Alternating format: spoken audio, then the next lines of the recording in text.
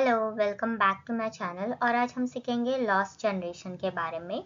ये एक American writers का मूवमेंट था। इवन दो ये अमेरिकन राइटर्स का था, लेकिन जो राइटर्स लिख रहे थे ना, वो उनकी सिर्फ नेशनलिटी अमेरिकन थी और उसमें से कुछ दूसरे नेशनलिटीज के भी थे। मतलब जैसे टी.एस. एलियट हो गए तो वो अमेरिकन भी थे और इंग्लिश भी थे। लेकिन इवन दो उनकी नेशनलिटी आप अगर पकड़ लो कि उनकी जो बेस नेशनलिटी है वो अमेरिकन है, लेकिन वो लिख अलग अलग जगह पे रहे थे। मतलब वो अमेरिका के बाहर रह के ज्यादा लिख रहे थे।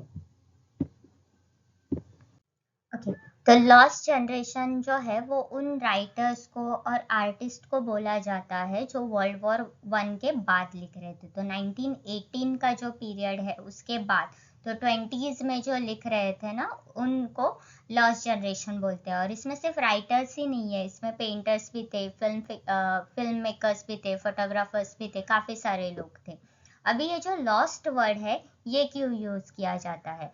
लॉस वर्ड डिसइल्यूजनमेंट और एमलेसनेस को दिखाता है। डिसइल्यूजनमेंट मतलब ये बताना कि लाइफ आपकी कैसे चल रही है, या फिर जो भी इल्यूजन क्रिएट किया जाता है ना कि सेफ्टी है, सिक्योरिटी है। मतलब जब हम लोग अपनी लाइफ प्लान करते हैं तो हम ये सोच के प्लान करते हैं कि ओके, मैं अभी ये एज में ये करूँगा, फिर नेक्स्ट ये साल में मैं ये करूँगा, मैं रिटायरमेंट के बाद ये करूँगा। तो वो क्या है, वो एक इल्यूजन है सेफ्टी का। एम मतलब क्या होता है? आपका जो गोल होता है, आप जो भी सोचते हो कि हमें ये करना है। अभी वर्ल्ड वॉर वन के टाइम पे क्या हो गया, जो यूथ था उनको मिलिट्री में जाना पड़ा, उनको आर्मी में जाना पड़ा।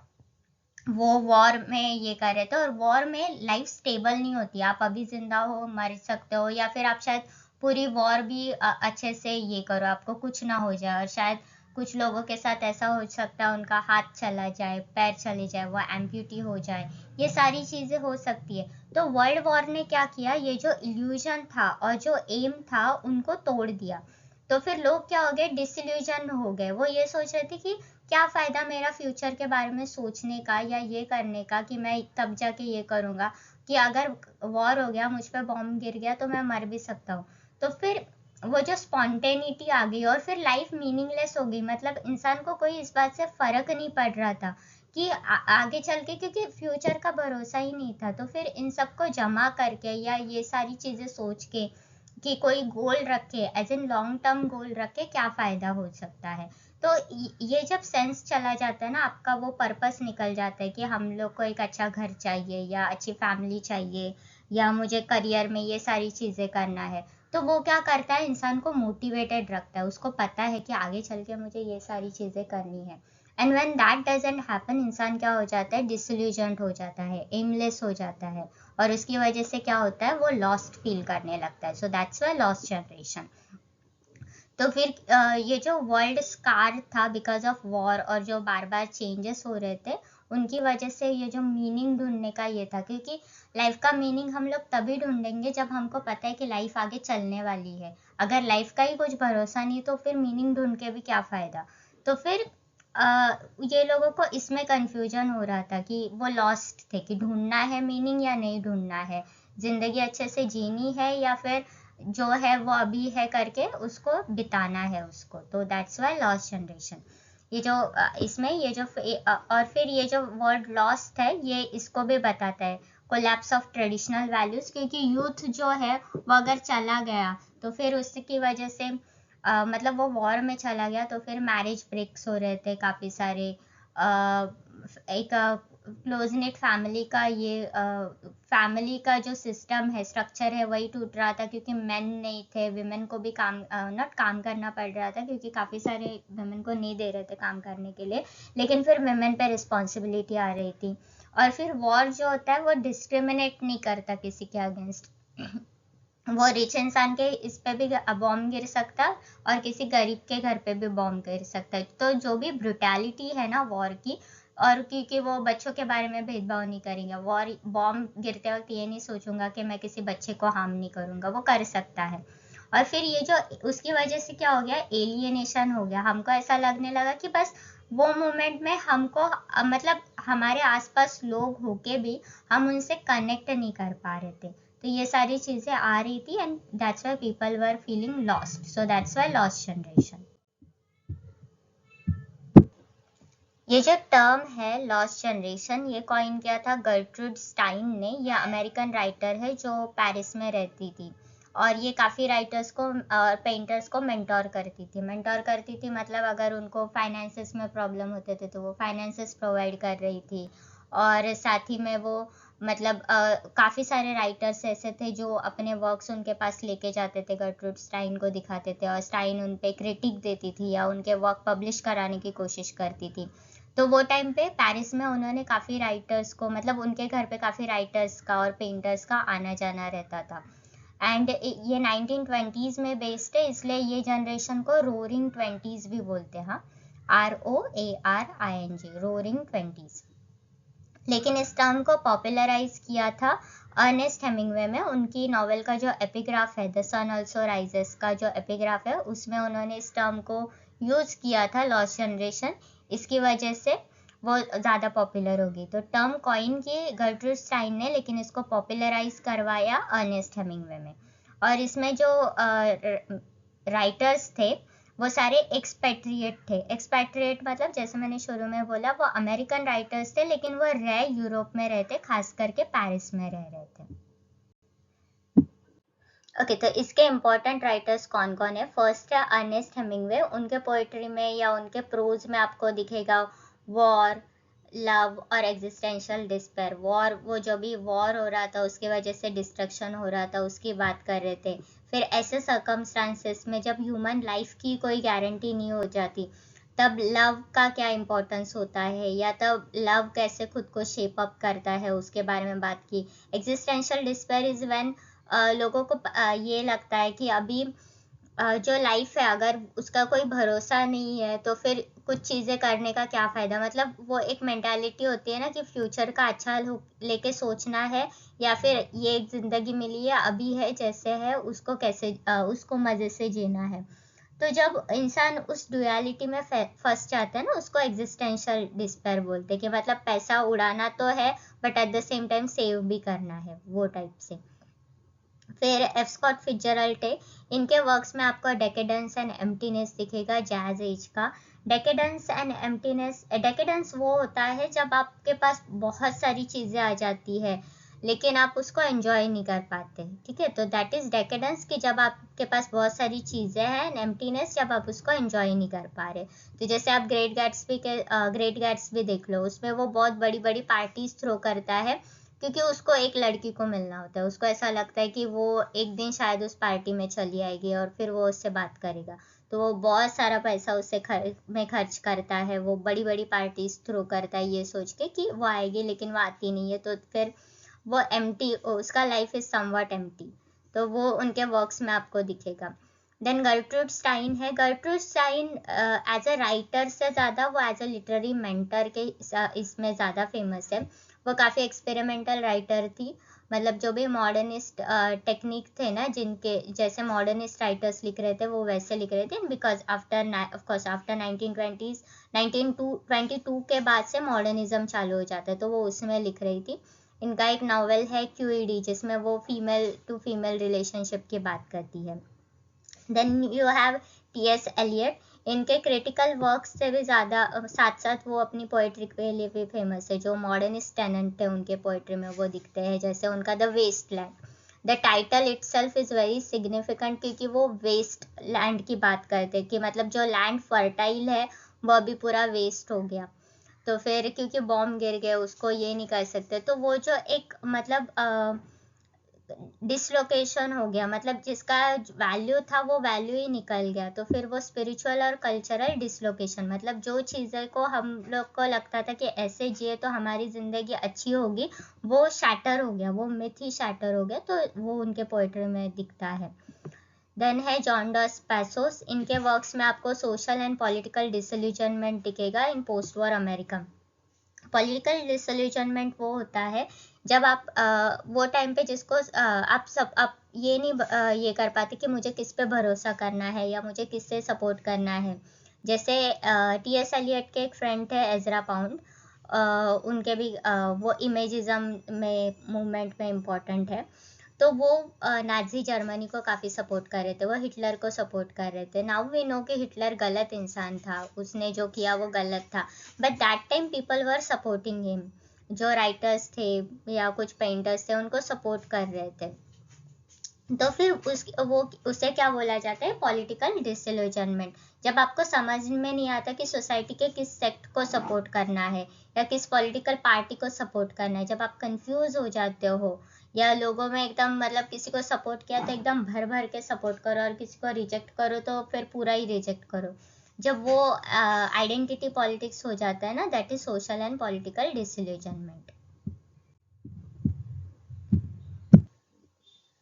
फिर कैरेक्टरिस्टिक्स क्या है लॉस्ट जनरेशन के, डिसइल्यूजनमेंट एंड सिनिसिज्म। तो लॉस्ट जनरेशन जो है उनके वर्क्स में आपको डिससेटिस्फैक्शन दिखेगा ट्रेडिशनल वैल्यूज से, मतलब एक प्रॉपर फैमिली होनी चाहिए, या हमको एक अच्छा जॉब देखना चाहिए, या ये सारी चीज़ें करनी चाहिए जो ट्रेडिशनली बताई जाती है कि आपको ये करना है, उनसे डिससेटिस्फैक्शन होता है, वो उससे खुश नहीं है। इसलिए आप देखोगे कि ये टाइम पे जो वर्क्स लिखे गए हैं उनमें एक्स्ट्रा मैरिटल अफेयर या मैरिज ब्रेक, ये थीम काफ़ी प्रोमिनेंट है, वो हर एक वर्क में आपको ऑलमोस्ट दिख ही जाएगा। वो एक दिखता है। And cynicism is when you start questioning everything, जब आप सोचते हो कि अच्छा ये हुआ तो क्यों हुआ, फिर ये नहीं हुआ तो क्यों हुआ, when you start to question everything, that is cynicism.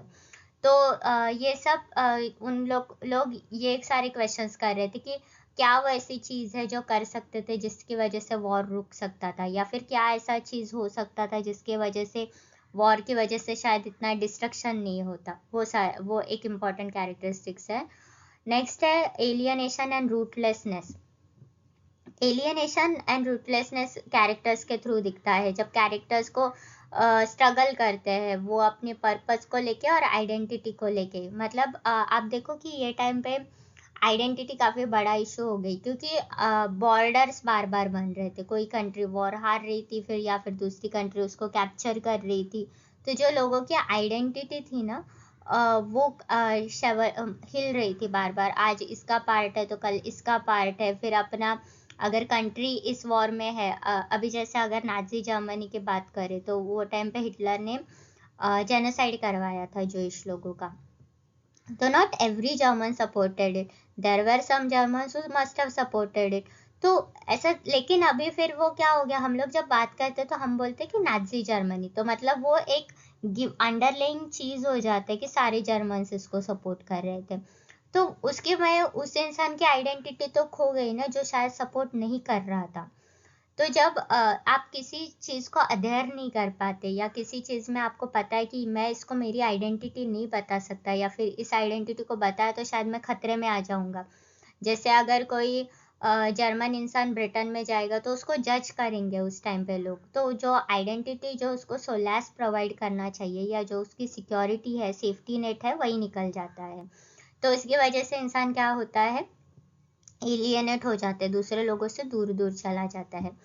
फिर एक्सपैट्रिएट लाइफस्टाइल, एक्सपैट्रिएट मतलब अपनी कंट्री को छोड़ के किसी और कंट्री में जाके रहना। तो जो अमेरिकन थे वो पेरिस में जाके रह रहे थे और बोहेमियन लाइफस्टाइल ये कर रहे थे। बोहेमियन मतलब जो ट्रेडिशनल क्लासिकल स्टाइल होती है ना उससे, मतलब थोड़ा मॉडर्न स्टाइल, उनके कपड़े एकदम ज्वेलरी होती थी, मतलब बहुत ज्वेलरी पहनते थे, मैन एकदम हाई वैल्यू हाई, मतलब जो भी आप देखो किसी अवार्ड फंक्शन में या फिर किसी आप फैशन शो में देख लो, ऐसे तरीके के कपड़े बनाते हैं ना जो हम लोग रेगुलर लाइफ में कभी उसको पहन ही नहीं पाएंगे, मतलब अजीब ही तरह के कपड़े होते हैं। तो दैट इज बोहो कल्चर, कि जब वहाँ पे कुछ भी आ जाता है वो अलग तरीके से स्टाइल करके घूमेंगे, अलग अलग चीज़ें ट्राई करेंगे, या जो भी मतलब जो हम लोग एवरीडे डे में लाइफ में नहीं यूज़ करते, तो दैट इज़ बोहेमियन लाइफस्टाइल। तो ये वहाँ पे जाके वैसे लाइफस्टाइल जी रहे थे। और जो भी उनका कंट्री का लाइफस्टाइल था, मतलब अमेरिका अगर फ्रांस के कंपैरिजन में बोला जाए तो अमेरिका बहुत ये है, ट्रेडिशनल है कंपेयर टू फ्रांस। फ्रांस में ये नहीं होता, ट्रेडिशनल फैमिली वैल्यूज इतने ज़्यादा नहीं है, वहाँ पे एक्स्ट्रा मैरिटल अफेयर होना, इनफैक्ट वहाँ पे प्रमोट किया जाता है ये बोलना कि मिस्ट्रेस है या मेरी गर्लफ्रेंड है, मतलब वाइफ के अलावा भी गर्लफ्रेंड है, तो ये काफ़ी वहाँ पे एक एज अ मैस्कुलिनिटी का सिंबल है। वेरएज अमेरिका में वो सारी चीज़ें जज की जाती है। मतलब अगर आप बिल क्लिंटन का एग्जाम्पल लो तो बिल क्लिंटन का जब अफेयर था मोनिका लेविंस्की के साथ, वो बहुत बड़ा स्कैंडल बन गया अमेरिका में। बट वेरएस अगर वो फ्रांस में होता तो वो उसके लिए वो एक स्टेटस सिंबल बन जाता कि मेरी मिस्ट्रेस थी या मेरा अफेयर चल रहा था, वो उसके लिए स्टेटस सिंबल बन जाता। तो जब ये अमेरिकन राइटर्स फ्रांस में जाके रह रहे थे, पेरिस में जाके रह रहे थे, तो वो फ्रेंच लाइफस्टाइल को कॉपी करने की कोशिश कर रहे थे और अपना जो अमेरिकन वैल्यूज थे उनको तोड़ रहे थे या फिर उनसे दूर जा रहे थे। फिर मॉरल डीके, तो इसमें उनके वर्क्स में आपको दिखेगा कि मोरालिटी डिक्लाइन होती जा रही है, कि वॉर में किसी को मारते वक्त इंसान ये नहीं सोचता कि सामने वाला इंसान भी गलत है उसके या सही है, उसको उसकी आइडेंटिटी पे जज किया जाता है। तो मोरालिटी जो होती है वो क्या हो जाती है, कम हो जाती है, और खास करके वेल्दी लोगों के बीच में। वेल्दी लोग जो थे या जो अमीर लोग थे वो और ज्यादा अमीर हो रहे थे वॉर के बाद में। तो फिर वो एकदम ग्रैंड पार्टीज थ्रो कर रहे थे, और जिसका चला गया उसका चला गया। अभी जो इंसान रिच हुआ है वो बहुत अच्छे से सब ये करेगा, but what about that mother who must have lost her son, या किसी वाइफ के हस्बैंड की डेथ हो गई, तो उनका वो जो डिस्पैरिटी है। तो जब वेल्थी सेलिब्रेट कर रहा था वॉर की विन, तो वो ये नहीं सोच रहा था कि किसी के बेटे की डेथ हुई है, किसी के हस्बैंड की डेथ हुई है। तो ये जो डुअलिटी है वो वर्क्स में काफी नॉट क्रिटिसाइज भी नहीं, वो बस हाईलाइट किया गया कि देखो वेल्दी ऐसे लाइफस्टाइल जी रहे हैं, और एक दूसरे साइड में जो पुअर लोग हैं वो उससे सफर कर रहे हैं। फिर वॉर का इम्पैक्ट क्या हुआ था लाइफ में, और खास करके साइकोलॉजिकल इम्पैक्ट। तो वो जो मतलब जो कैरेक्टर्स थे ना, खास करके हेमिंगवे के वर्क्स में जो कैरेक्टर्स थे वो काफी ट्राउमेटाइज हुए थे, उनको साइकोलॉजिकल स्कार्स होते थे, वो डिसल्यूजन्ड होते थे, या वो अपने लाइफ को ये नहीं कर पाते थे, मतलब वो एक नॉर्मल लाइफ नहीं जी पा रहे थे, उनको फिर हेल्यूसिनेशन वगैरह ये सारी चीजें हो रही थी। और ये जो मतलब after service and after active service जब इंसान वापस आ जाता है ना, तो फिर उसका जो ट्रॉमा होता है, पीटीएसडी वगैरह, वो उनके वर्क्स में दिखता है। फिर एक्सपेरिमेंटल स्टाइल, बिकॉज ये 1920s के बाद लिख रहे थे, तो नेचुरली मॉडर्निस्ट जो भी लिटरेचर कैरेक्टरिस्टिक्स है मॉडर्निस्ट लिटरेचर के, वो उसमें आ जाते हैं। तो उसमें फ्रैगमेंटेड नैरेटिव है, मतलब टूटा हुआ नैरेटिव। स्ट्रीम ऑफ कॉन्शियसनेस क्या होता है, स्ट्रीम ऑफ कॉन्शियसनेस पे मैंने ऑलरेडी एक वीडियो बनाया है, आप उसका लिंक प्लेलिस्ट में चेक कर सकते हो। फिर सिंबलिज्म यूज किया जाता था, खास करके ऐसे सिंबल्स जो वो टाइम का डिस्ट्रक्शन को दिखाते थे। जो जैसे मैंने बोला था कि वेस्टलैंड के का जो title itself becomes a symbol, क्योंकि वो जो वेस्टलैंड का जो पहला लाइन है ना, उसमें वो अप्रैल मंथ की बात करता है ना, सेम चीज जेफरी चौसर ने भी उनके कैंटरबरी टेल्स में लिखा था। लेकिन when he talks about April, month of April, तब वो फर्टिलिटी के बारे में बात कर रहे थे चौसर। और खास करके अगर आप ब्रिटेन में देखो तो वो टाइम पे स्प्रिंग आके चला जाता है, वसंत ऋतु होता है, तो फिर उसमें मतलब फ्लावर्स ब्लूम करने लगते हैं, वो लोग फार्मिंग चालू करते हैं। But when you talk about TS Eliot के टाइम का अप्रैल, तभी वॉर हो रहा था या होके गया था, आप बोल सकते हो। तो डिस्ट्रक्शन की वजह से वो जो लैंड का फर्टिलिटी था ना, वो चला गया था। तो that land even become a symbol for human value, कि कैसे वो टाइम पे, मतलब चौसर के टाइम की बात करें तो ह्यूमन वैल्यूज तभी जिंदा थे, तभी इंसान जिंदा था। बट बाद में वो मतलब एलियट के टाइम पे वो जिंदा होके भी मरे हुए जैसा जी रहा था। नेक्स्ट कैरेक्टरिस्टिक्स है themes of love and relationship. Relationship जो होते हैं वो कैसे फ्लीटिंग होते हैं, शैलो होते हैं।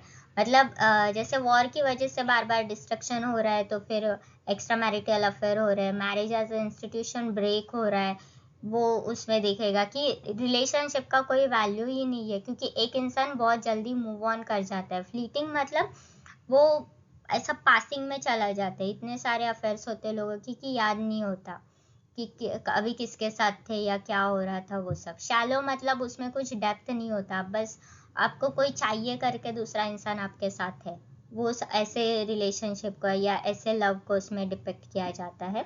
और ये सब क्यों होता है, खास करके जो भी वॉर का ट्रॉमा है उसकी वजह से। इट्स नॉट नेसेसरी कि हर नॉवल में वॉर का इम्पैक्ट दिख रहा है, लेकिन वो एक एक्सटेंडेड फीचर करके आ जाता है हर एक नॉवेल में। क्वेस्ट फॉर मीनिंग, कैरेक्टर्स जो होते हैं वो क्वेश्चन करते रहते कि पर्पस क्या है, अगर वर्ल्ड बार बार चेंज हो रहा है, अगर मुझे वॉर में जाके मरना ही है तो फिर मेरा अभी नॉर्मल लाइफ जीने में क्या पर्पस है, या फिर वर्ल्ड जो है वो अभी कैसे हो गया, अनसर्टन हो गया, तो फिर यहाँ पे मुझे क्या करना चाहिए, वो उनके वर्क्स में आपको दिखेगा। इम्पोर्टेंट राइटर्स कौन कौन है, तो एफ स्कॉट फिट्जरल्ड काफी इम्पोर्टेंट है, उनका ग्रेट गैट्सबी जिसमें वो अमेरिकन ड्रीम को क्रिटिसाइज करते हैं, क्रिटिसाइज भी नहीं करते, वो अमेरिकन ड्रीम बताते हैं। अमेरिकन ड्रीम वो होता है जब इंसान मतलब अभी आप भले ही पॉवर्टी में पैदा हुए हो, but 2-3 generation down the line, या फिर आप अपनी ही इसमें आप बहुत एकदम रिच भी बन सकते हो, आपको जो भी सारी आपका जो विजन है वो आपको मिल जाएगा, आपको अच्छी सबब्स में हाउस मिलेगा, एक गाड़ी मिल सकती है, ये सारी चीज अगर आप मेहनत करो तो अमेरिकन सोसाइटी आपको आगे बढ़ाती है। So that is American dream. तो उनके इसमें वो ये बताते हैं कि इट्स नॉट नेसेसरी कि हर एक इंसान को वो उनका हर एक इंसान का ये जो ड्रीम है, अमेरिकन ड्रीम है, ये फुलफिल हो जाए। कोई कभी इंसान को वो सारी चीजें तो मिल तो जाती है, but that person can never be happy.